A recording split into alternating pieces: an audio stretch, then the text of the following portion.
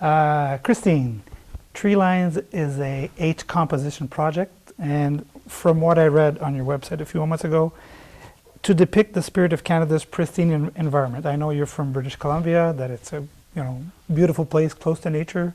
What's the relation with the composition and your inspiration, I'd say? Yeah, that's the compositional part of it, I think.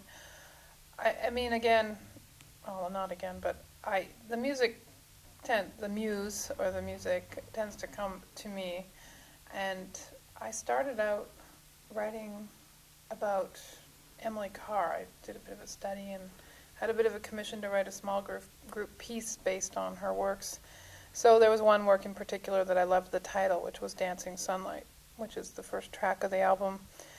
And from there, I had done a lot of the times I do small group sketches first, which is my process. So a lot of this, I have a different process than other large ensemble composers, probably because of this. So I play it a bit with a small group and pass it around, usually to my sister, who's a big part of this project, and to my musicians in the small group here. And eventually they kept expanding. So the first half of the album is about trees from the West Coast, including that one I was talking about. And I grew up with these huge trees around me, and then being in Montreal, you cannot compare it. There are not trees like that here. There's different trees, but I haven't felt the muse to write about them so much. Anyway, so I was just trying to get a bit of a landscape idea of placing it with this ensemble. So there are 8 pieces on the album. I'd say the first 4 is like side A, and the second 4 is side B. So the second side is more about the ocean, and that can be more anywhere in the world for me. I'm very obsessed with oceans. Mm-hmm. So that's, and they're also older pieces, the other 4, for the most part, including one by my husband, Joel, who wrote Drop Off, which is just gorgeous. Mm-hmm. And I really thought it was a nice point in the album to change direction with presenting material that maybe didn't have the same flow as the first 4, just because I wrote them close together and they had a similar theme throughout. So that's sort of how the album goes.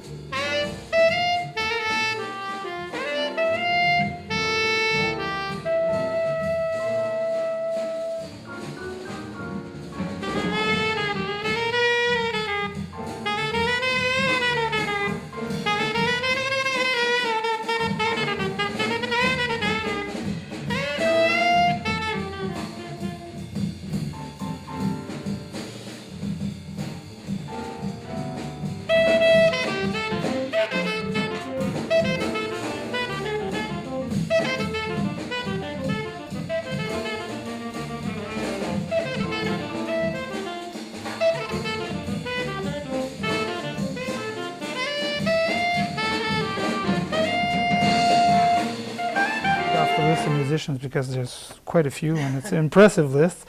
Martin Auguste on the drums, Chet, Doxas, Joel Miller, Eric Hove, great sax player from BC on the saxes.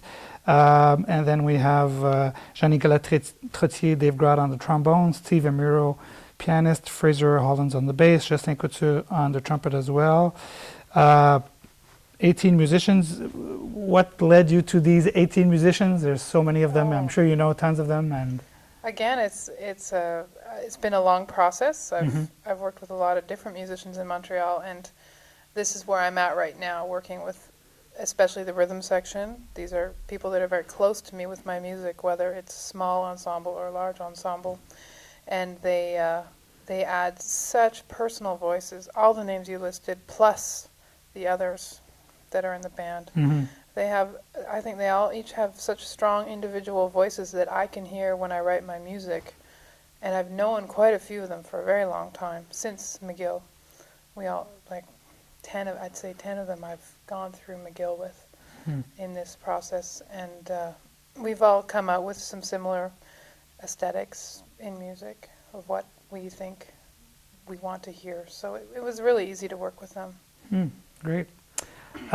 Since we are at Studio 270, where the project was recorded, maybe, what was your motivation to come here? Probably the guys are really nice, the coffee's good and all this, but what?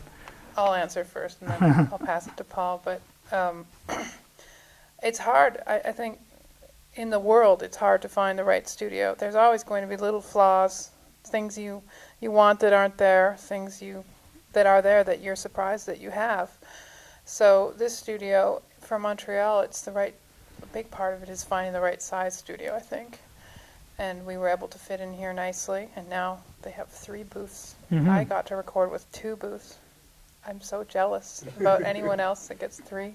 And they have a big reverb center now, right? So they have great facilities, great microphones, and it is a beautiful location for us to meet at, and the sound in here is great. Number one, the sound is good. The acoustics. So Paul can probably elaborate. As a producer.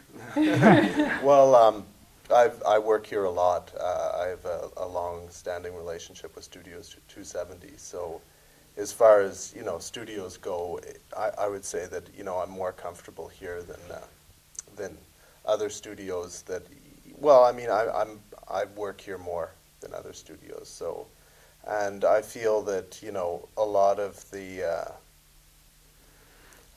equipment I've come to know really well, and I've recorded a lot of big bands here. So I know that it works well. I've recorded, Joe Sullivan here, the McGill Big Band,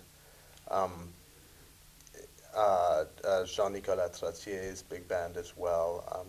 I'm pretty familiar with big band recording, and so this was it's just the best fit with the isolation and everything, and it's a very comfortable space. Great. Well.